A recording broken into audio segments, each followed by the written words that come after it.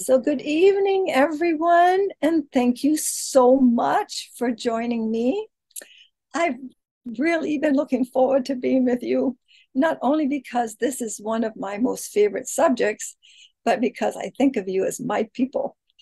And I'm guessing that most of you already know a lot of what I'm about to share regarding the habitat value of dead trees, perhaps through direct observation or just intuitively, because many of you understand, I'm sure, how ecosystems work. So I'm hoping to gather together all you already know into a really concise picture and add to it some very practical guidance on how to select a dying or dead tree as a habitat tree if it's in the suitable location and so on. And so at the end of it, maybe you will be eager to share what you know with others, and you'll be able to advocate for a dead tree with a lot more confidence, perhaps, than you can do today. So I want to begin by, oh, uh, my thing is not moving. Oh, there we go. I want to begin by giving a little overview as to the topic areas that I'm going to cover. So I want to talk a bit about the historical role of dead trees in natural forests. So that really gives us a picture of what nature had in mind for dead trees before human development occurred, to the extent that it has today. And then I want to talk about the ecological benefits of woodpeckers, and I'm sure you understand why, because woodpeckers have a very strong association with dying trees and dead wood in living trees, and they provide many ecological benefits. So we can't talk about woodpeckers without talking about cavity nesting birds and other wildlife that are associated with dead trees. Because we want to retain dead trees in suitable habitats, not only for birds, but for all the other organisms that are associated with them. And then, of course, the practical guidance will come toward the end, how to select and manage dead trees in the urban forest. I'm talking about the urban forest now, not natural forest systems. And then I'm going to end with a few resources for more information. So this illustration really summarizes the core message of my presentation. We're talking about the habitat value of a tree over time, right? Here's the time scale and here's the value scale. And this is what I call a tree's commendable destiny. And by that, I mean that trees, as they grow and mature, have a certain set of values. And most people mistakenly think that when a tree starts to decline, as the center tree shows, that the habitat value just plummets. But in fact, nothing could be farther from the truth. And trees, as they decline, continue to have habitat value. And in fact, there are many species, a whole suite of species, that are designed to benefit from dead trees and have a specific role in reference to dead trees. And so, and that's true of every successional stage of a tree's life. So that when we remove a tree down to the stump when it's in this central condition here, we actually deprive the tree of half of its life value. And if we think about the fact that some trees, particularly very large trees or trees in very dry climates, some of them take hundreds of years to decay.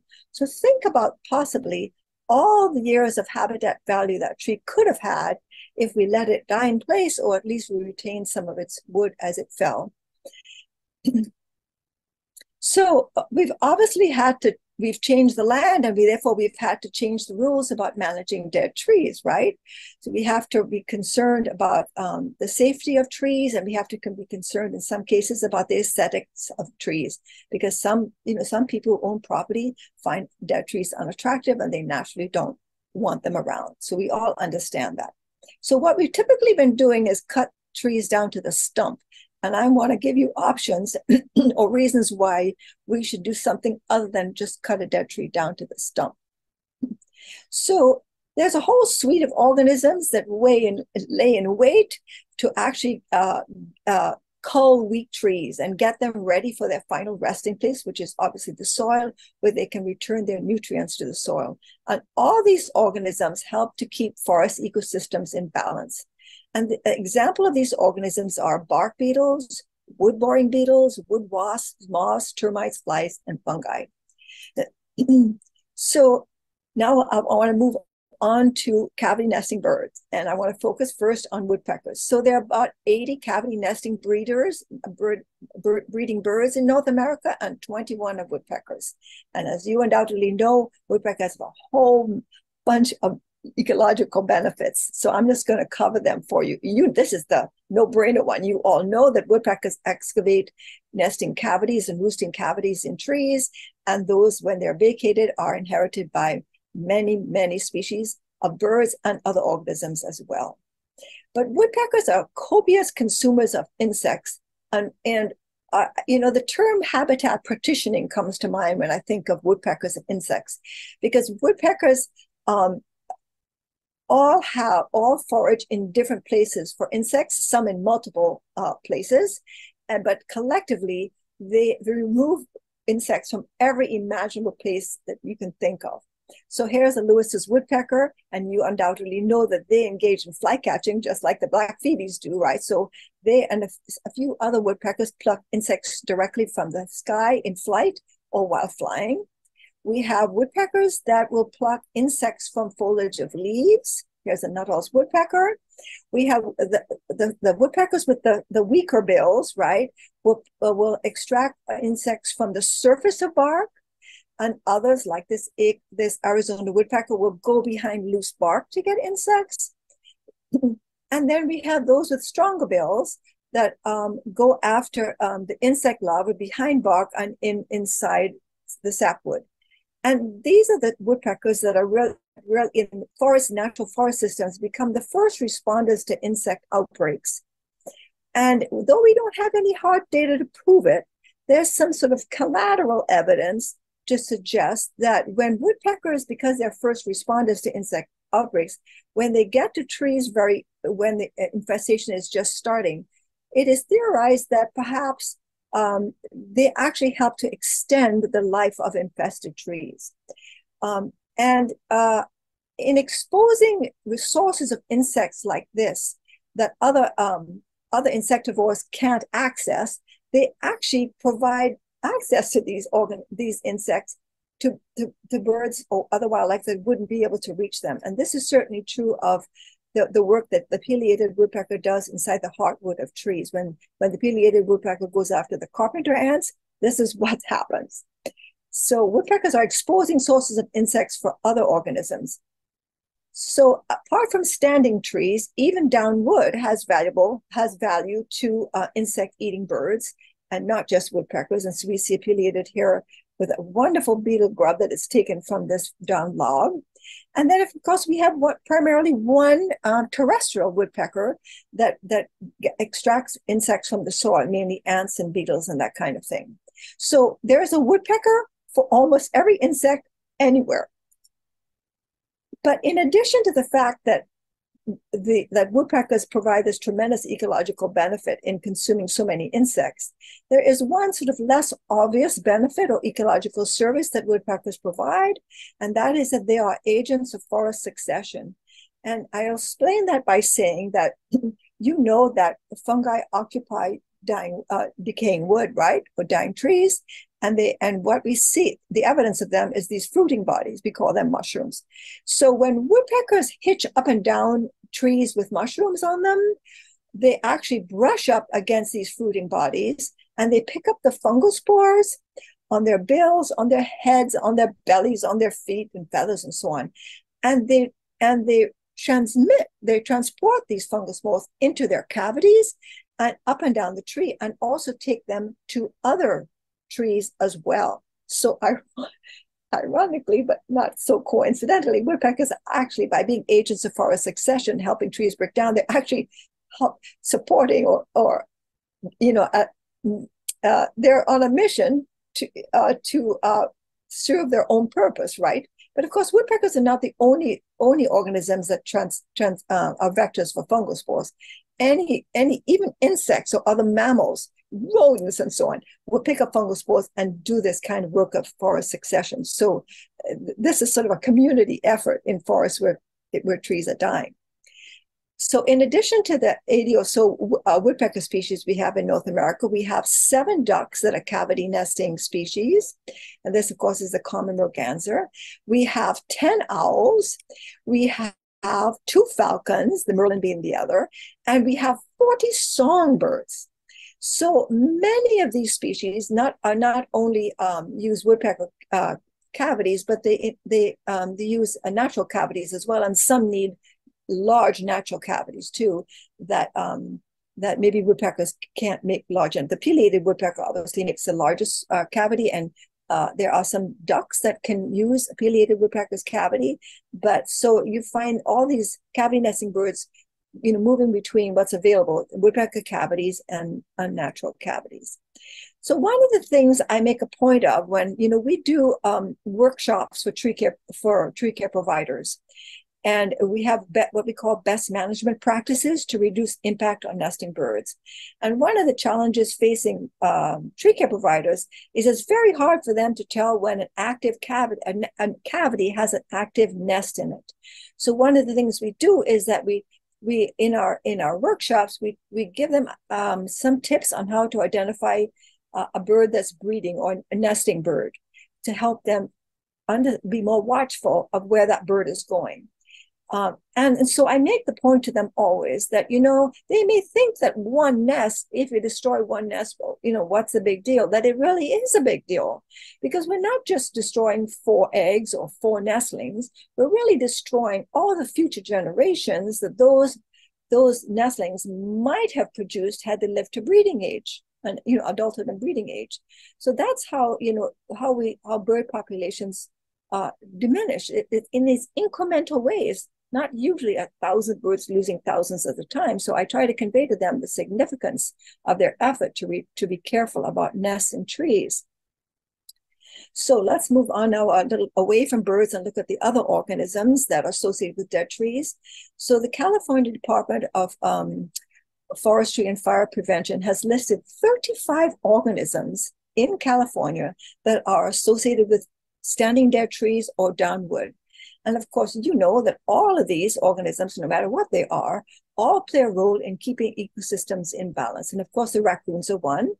The gray fox is another that dens and in down logs in down wood or in standing dead trees. We have the southern flying squirrel that nests in natural cavities and in woodpecker cavities. We have the big brown bat that doesn't nest in cavities, but certainly roosts there. And we have an arboreal salamander here in California that seeks cool, damp places in the hollows of trees or down wood to thermoregulate and and stay out of the way of predators. And then, of course, we have the California tree frogs, right? As a matter of fact, there was one occasion I can remember in my years of nest box monitoring that one of our nest box monitors at the Southern California Bluebird Club found a tree frog in its nest box. These little guys have, perfect little feet for climbing, as does the arboreal salamander. But one of the most unappreciated values of dead trees is the fact that they provide unobstructed views, because many of them either have no foliage or only a little foliage, right? So you are very familiar with the fact that birds, particularly raptors, use the tippy tops of trees, right? Dead trees are even better because they can watch over their territory. They can guard their territory from intruders. They can use it as hunting perches. They can bring their prey back to the perch, right, while they're continuing to keep an eye on their territory. And birds, of course, can use these exposed views for, in spring, for blasting their song, male birds to court females. And so it's important, because who gets the territory gets all the resources in it, and who gets the girl gets their genes passed on.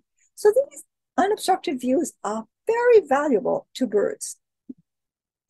In addition to that, we know that trees, live and dead trees, can develop dead trees. No, but that live trees develop stress cracks, and of course, those stress cracks remain while the tree dies.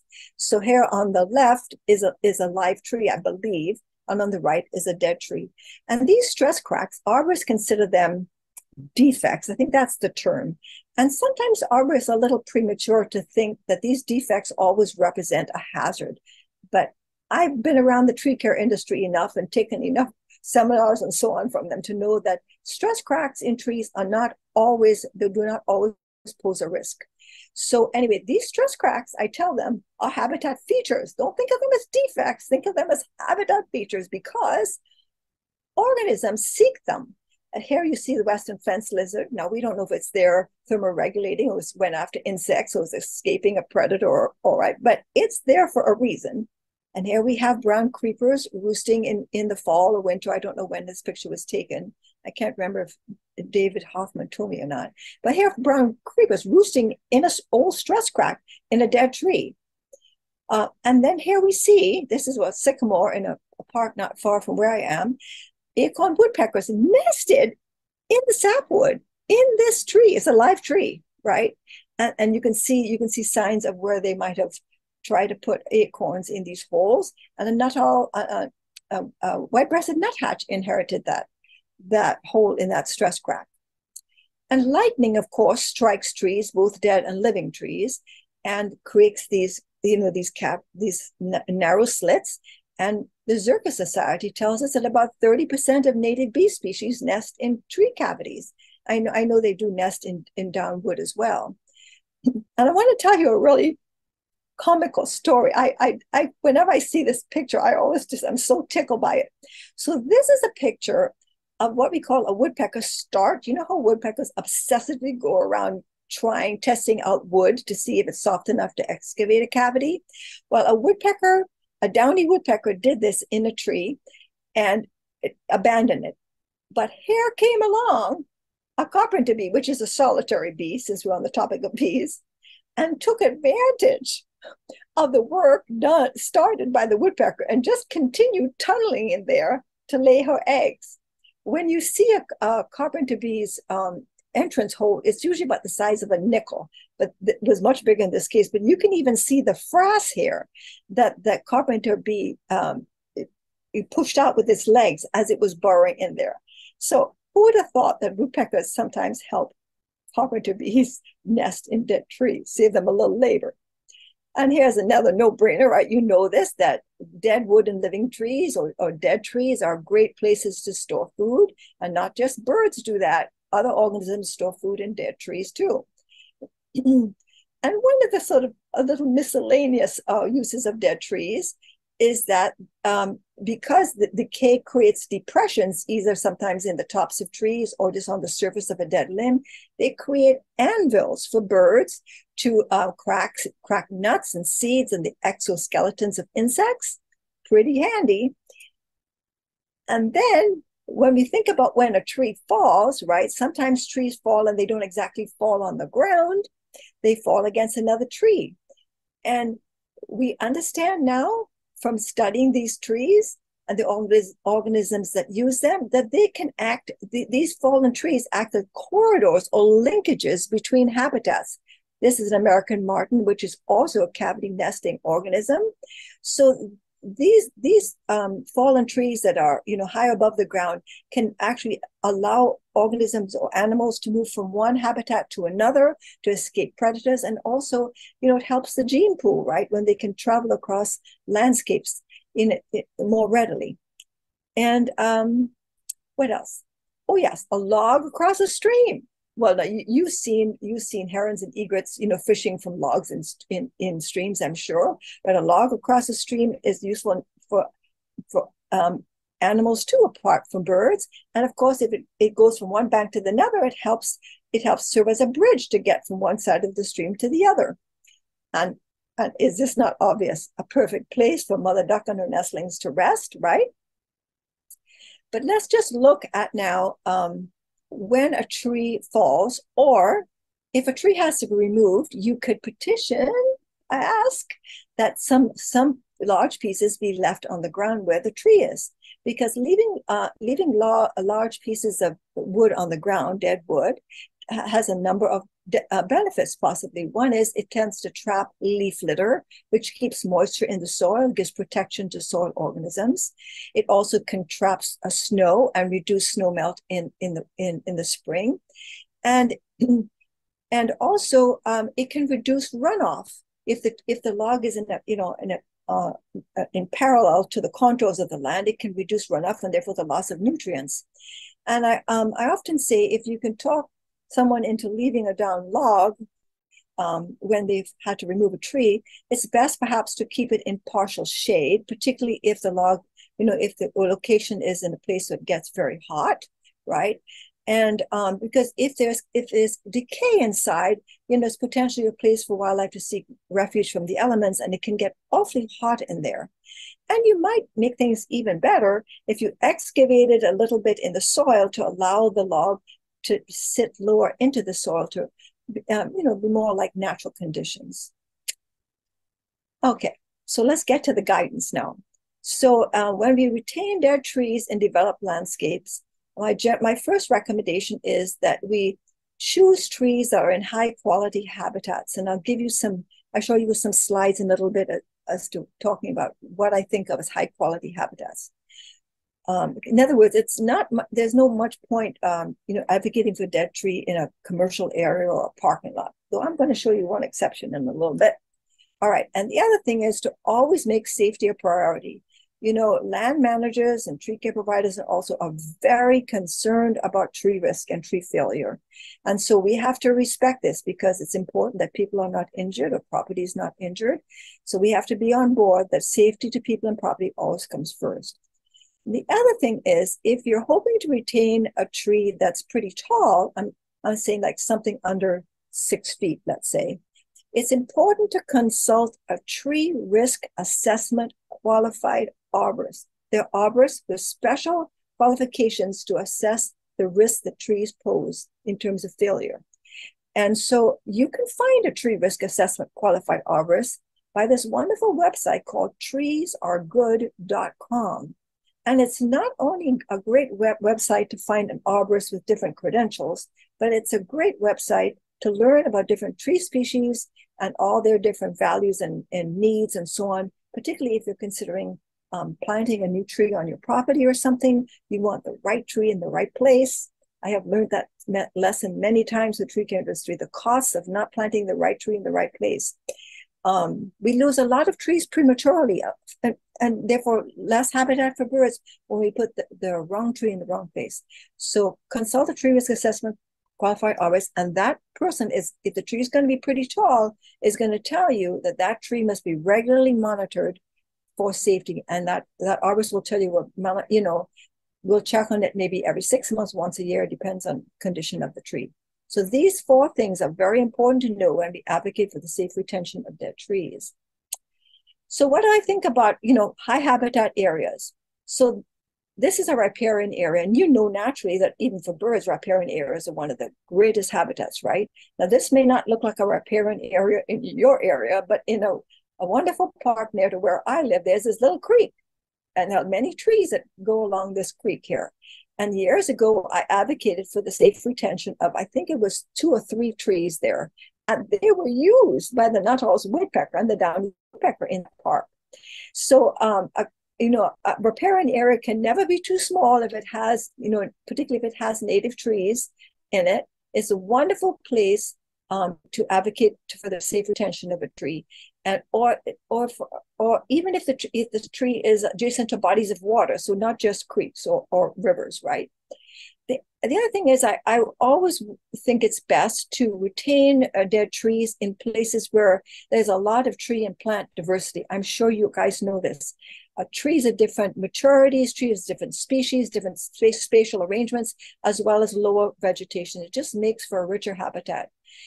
This is a park near where I live here on the left. This may look like something more similar to where you live if you're in the Morro Bay area. And you can see, I don't know where this was taken exactly. I don't remember. But here's a dead tree somebody saved. So this is a perfect place to retain a dead tree. See all the different vegetation, different heights and so on, different types. Perfect place. All right. The other a great place to retain dead trees are the habitat edges, because you know that those are normally good places for birds too, right? So here's a woodland, and then adjacent is some sort of grassy area, meadow or something. Perfect place for a dead tree. And I noticed that somebody put a sign on this tree. I was so tickled when I saw that. Not my sign. We have signs that we give away for free that I'll tell you about in a minute. But perfect habitat edges are perfect places for dead trees. And the perimeters of habitats. This was a park, but also golf courses are in the perimeters of golf courses. I've been able to advocate for dead trees. I'll show you another picture in a minute. When there is no human traffic there, no trails, no natural trails, no paved trails, no picnic benches, no sports activity going on there, the perfect place to advocate for a dead tree, because rangers and property managers generally feel a little safer about leaving dead trees on the perimeter where there's less traffic, right? They're willing to take the risk. So this was on a golf course. I petitioned for this dead tree. And what I loved about this, and I hope you keep in mind, is that when a tree dies in an area like this, where there's a lot of tall vegetation or other trees buffering it, those trees buffer it from wind and also buffer the trees from heat.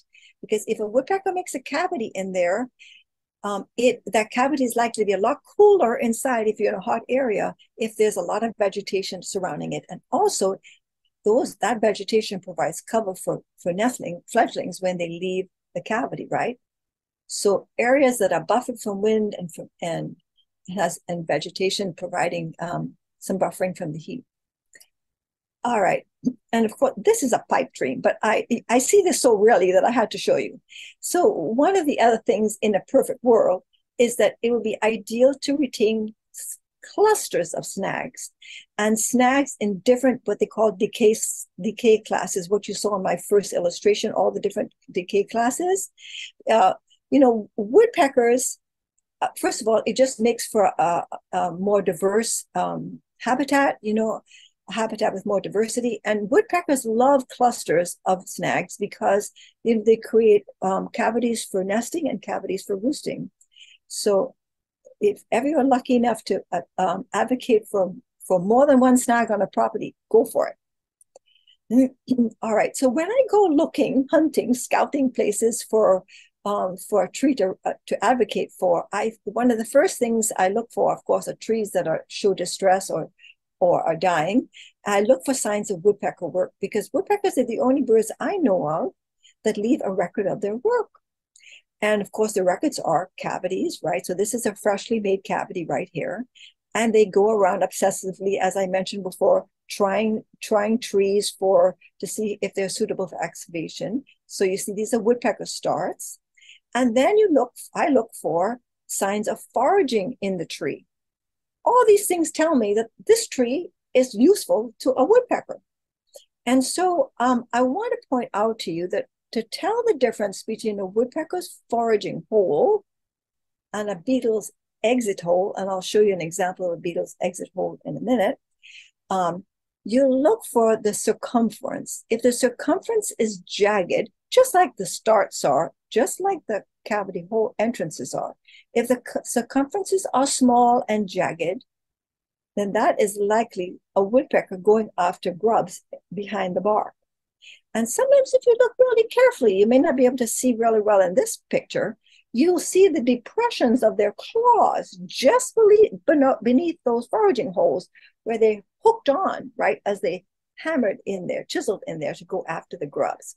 So compare a woodpecker's foraging hole with the irregular circumference compared to, this is one example of a beetle exit hole. See the smooth circumference. Beetle exit holes can be tiny like this, and round. They can be oval, they can be D-shaped, and I don't know how many other shapes. I don't know enough about that. But that's one of the ways in which you can tell the difference between whether a woodpecker did that or a beetle did that. And of course, if you see bark removed from a tree and you see these squiggly lines, these are called beetle galleries. These are how the beetles nest, and the larvae chew the wood, and the little tunnels get bigger and bigger as they grow. And each beetle species has a different pattern in the way they make galleries and so on. It would be a fascinating study for somebody. Anyway, so bark removed from a tree where there are woodpeckers present, maybe that the woodpecker removed that bark. So all these are signs of woodpecker use and tells you, that tree is valuable. And when I'm looking for trees, I don't only look for signs of woodpecker use. I really pay attention to the habitat to see what other bird and animal species are there, because I really want reassurance that if I advocate for this tree to remain here, that it's likely that it will be used, because people are a little disappointed if they take the risk to leave a dead tree in place and there's no sign of use whatsoever. All right. So not all dead trees have the same values. They have value, but not quite the same. So I want to make a distinction between soft snags on the left and hard snags on the right. Hard snag, you see, has a lot of the bark still intact. This tree was clearly managed for birds. It was topped, and you can see the branches shortened to make perches. Perfect thing to do with a tree you want to retain.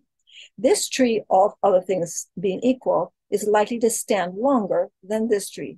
A soft snag is much more likely to have, stand for a shorter period of time. It still has habitat value, but I would not advocate for a soft snag unless it is in a location where if it fell, that it could do no one harm and could not hurt any property. I would still advocate it, but it needs to be in a really, really safe place, because a tree care provider cannot climb a soft snag to remove it. Heavy equipment has to come in, very expensive to remove a soft snag.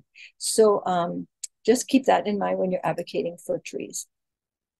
Now, the main guidance is to retain as much as safety and aesthetics allow.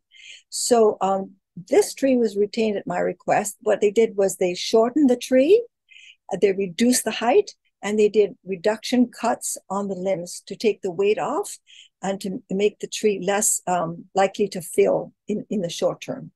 This tree was staying, I think, 5 years. They eventually removed it before it fell, but it was used by woodpeckers, and I saw lots of other indications of insects using it. So I would say, in a perfect world, maybe you could ask for 15 feet high, and I would choose trees that are larger rather than smaller, but I'm going to contradict myself in a minute. 12 inches in diameter at breast height would be great, right? I mean, there are some woodpeckers that nest below 7 feet, but the taller the better, the bigger the tree, the better. All right, so here I'm going to contradict myself now. So here's this picky woody little tree that broke off, right? See it here in a field. I took this picture. It was just about my height. I'm 5'3". Look at the hole at the top. That is either a Nuttall's woodpecker hole or a downy woodpecker's hole. Nested in there. So my message is never underestimate the value of a short stump. I'm talking about short stumps. I would not typically recommend you advocate for a tree in a parking lot, because usually around parking lots and commercial centers, there's very little there for wildlife. But while I stood and took this picture, I saw 2 birds nesting in this stump. Williamson sapsucker and a mountain bluebird. And the reason this stump was valuable to these birds was because of the habitat adjacent to it. This was Yosemite. See? So even if the tree's specific location is in a parking lot where people are coming with campers and getting their ice and their potato chips, if it's near a really good habitat, it might be worth saving. Now, nobody saved this stump, I'm sure, with tree birds in mind. It was probably just a happy coincidence, but look. And also, of course, it's much more expensive to remove a stump of a tree than just to cut it off and leave a little bit where it won't do anybody any harm. Okay, so I'm getting close to the end now. So, dead trees occur in living, dead limbs occur in living trees too, right?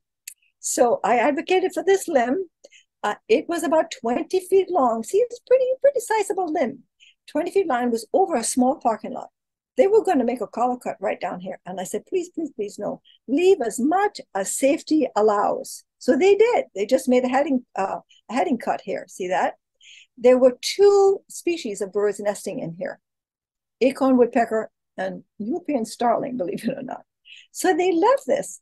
And you see, it's important to leave as much of the limb as possible, because if it's big enough for woodpeckers to nest in, you know that woodpeckers don't just make a cavity below the entrance hole. They dig down deep, right? Like this on here on the right, 10 inches, 18 inches, depending on the woodpecker species, the size, and how soft the wood is, and so on. So you don't want a foot there. You want some length there, at least a yard or more or whatever. But even a very small dead limb on a living tree is still a great perch, still a place for insects. So advocate for them. And many rangers, I've noticed, are more in favor of retaining a dead limb in a live tree than they are a dead tree. So, collectively, dead limbs in live trees are very valuable too. Now, last but not least, you can actually recruit a live or an unwanted tree. Sometimes the trees are in locations where they're not wanted. For lots of reasons, they're not wanted. So you can, instead of cutting down, hauling away, you can kill the tree.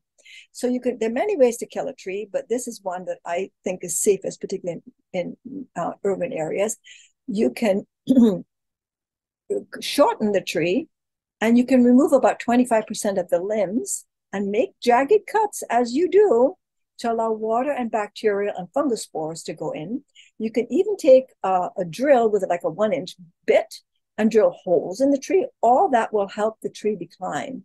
And I'll show you a picture here of a tree care provider making what they call a coronet cut, which is about just like this is over here, to help to help age the tree, right? These actions are called veterinizing a tree, making it, hastening its aging. So a good way to make use of an unwanted tree. And always put a sign, if you can, on the tree, because this is one of our signs. We have them in 2 sizes, and they're free. I will ship them to you free. This is the large one, and we have a much smaller one, and it says, Habitat Tree provides prey and decay for wildlife to nest and shelter. Now, you see, people walk past dead trees, and sometimes they get worried, and they go to the ranger or the province. Don't you know that tree is dead?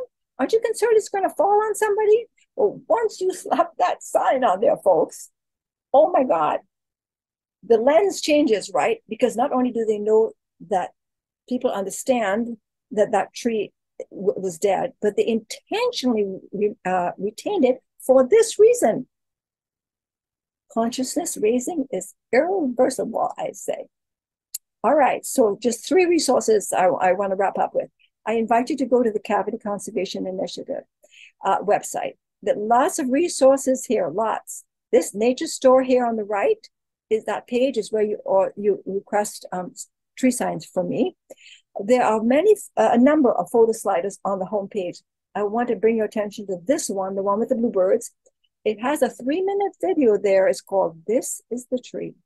And it's a true story of how wildlife use a picky-woody little dead tree in an urban turf park not far from where I live.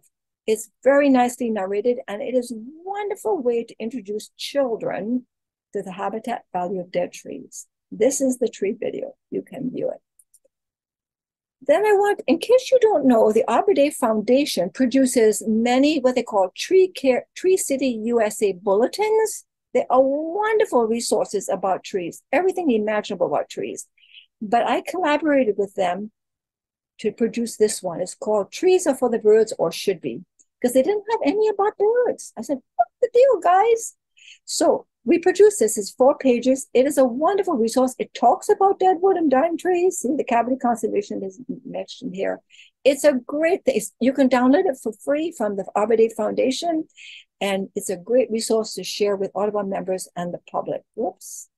And last but not least, I want you to know about treecareforbirds.com, the website, which is what Bob referred to earlier on, that I'm co-founder of.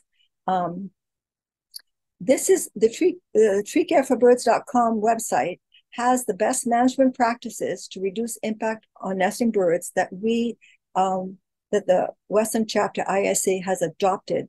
It's a guidance for tree care providers, right? You can view it there online. You can download it for free, or you can order the booklet. I think it's $10. And you can give it to your city or to your HOA and say, hey, these tree care providers you're hiring, please ask them to follow these best management practices. So you can be an advocate for best management practices as well. So just a quick summary. Dead trees provide ecological values a healthy tree cannot. Dead trees add to forest diversity when located in high quality habitats. Woodpeckers rely on dead trees. They really need them. And their work is important to forest health and diversity. Right tree, right place applies to converting dead or hazardous trees into habitat trees. Safety is a priority, and a treeless assessment qualified arborist should be consulted when necessary. Retain as much as safety and aesthetics allow. And after retention, dead trees should be regularly monitored. And please share the best management practices for protecting nesting wildlife through tree care. And that's it. Stop sharing now. And here we are. Okay. Wow, that was great. I'll never look at a dead tree the same again. Thank you. 6:45. Okay, I did pretty good then. Where's my timing? I didn't go over. Okay. Let's open it up to questions. If you have a question, you can send a chat, but we have a small group here. If you want to use the raise hand function down in reactions, you can raise your hand and we'll unmute you and you can ask a question. If anybody has one.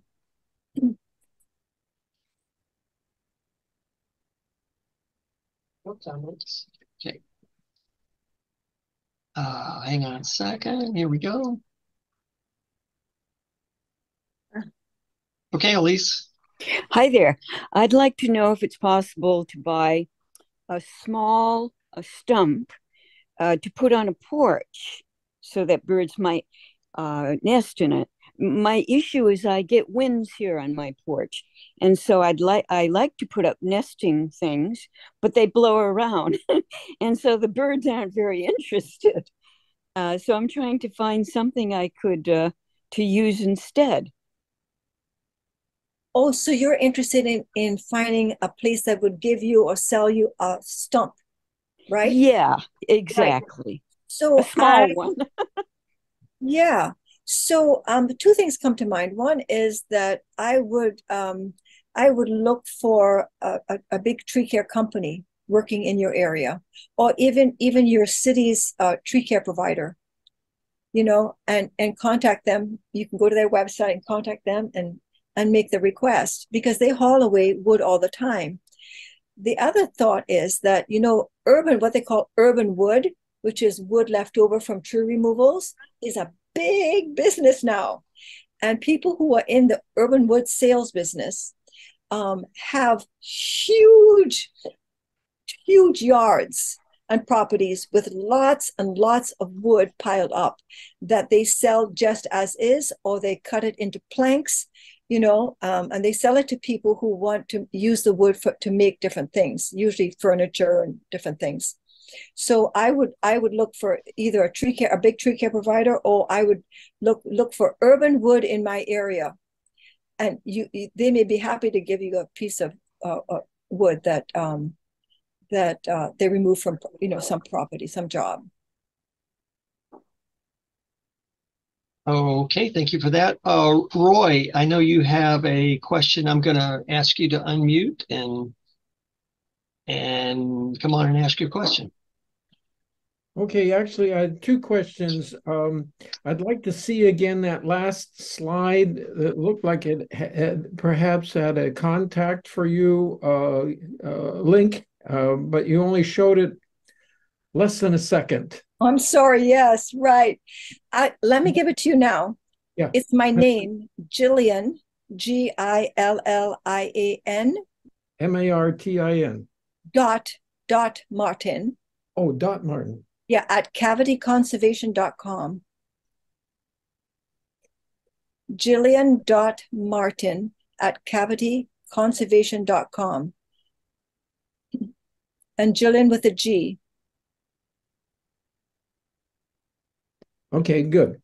The first question that came up early in your presentation was that you had the chart that showed the value of a tree over time.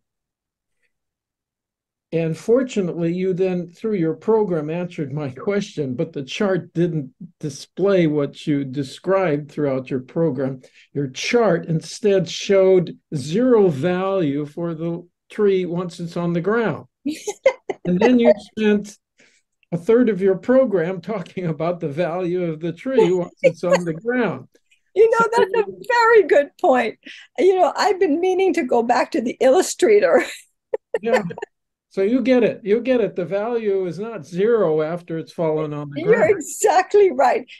Thank you for reminding me about that. That comes to me once in a while, and I forget. And I'm gonna ask the Illustrator to mention that, to Great. change that. Thank you for that. Well, then maybe you'll answer my next question, which is Yeah. kind of a personal. You see your pictures that you described as near your area, kind of I intuitively looked at as being in my area, which is Orange County. Oh, One of Trudy Heard's. yes. So are you in Orange County or where? Yes. Yes. Okay. I live in Laguna Niguel. Yeah, I kind of guessed that it would be South County because you one of the riparian habitat looked like a little semi-riparian corridor in a big housing development, where they, particularly in South County, have these green belts. Yes, that particular riparian area is at Laguna Niguel Regional Park. Yeah, good. That's sort of what I guessed. Thank you. You're welcome. Ask questions. Thank you. Thank you, Roy. And we have another question coming here. Hold on.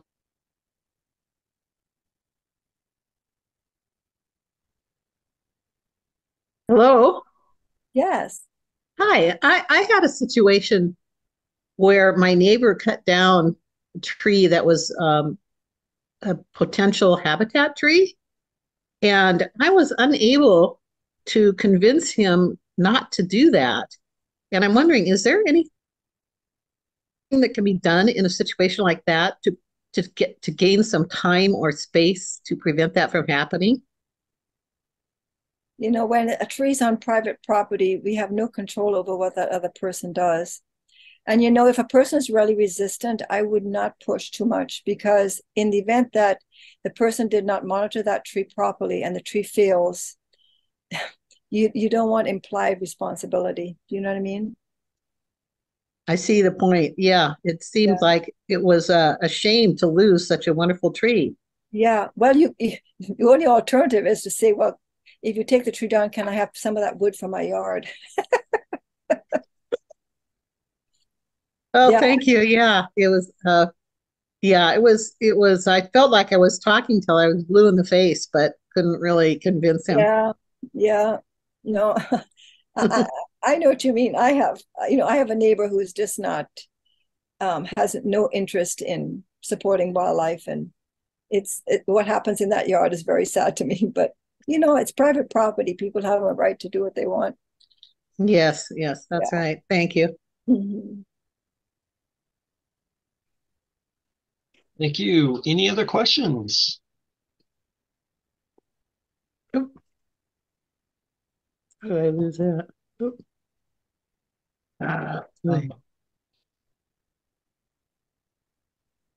Last call for questions. Okay. Well, Jillian, thank you again for coming and being with us. And thank you for the opportunity. I really appreciate it. Thank you.